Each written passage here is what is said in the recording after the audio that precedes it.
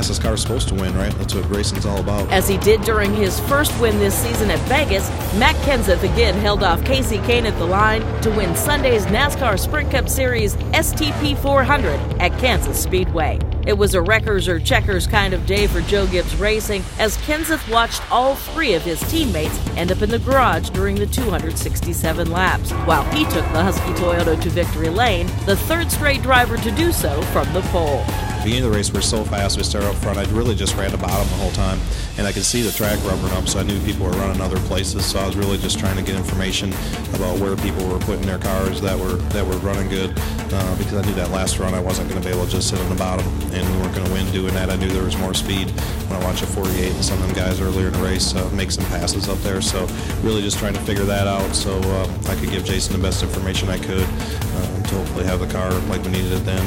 Kahne, who started 27th in the field, said the Hendrick Motorsports Farmers Insurance Chevy tightened up in the final run as he tried to reel Kenseth in. You know, there was 40 to go, I think, on that restart, and I felt like, man, I'm restarting fourth. I need to get to third, to second, and to first as quickly as I possibly can.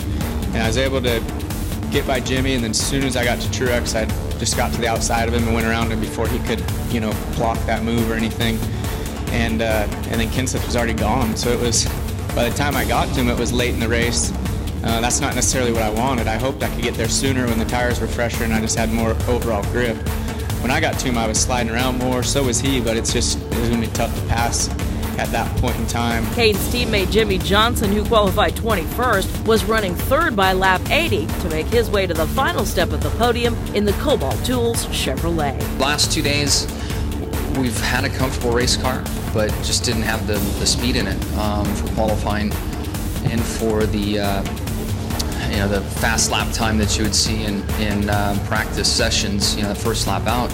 But our car was comfortable over the long haul, and we just kind of waited and hoped that the comfortable balance that I felt in the race car would be there come race time, and it was. Despite a pit road violation, Martin Truex Jr. rebounded to lead the race and finish fourth. Kansas native Clint Boyer had a strong day to complete the top five.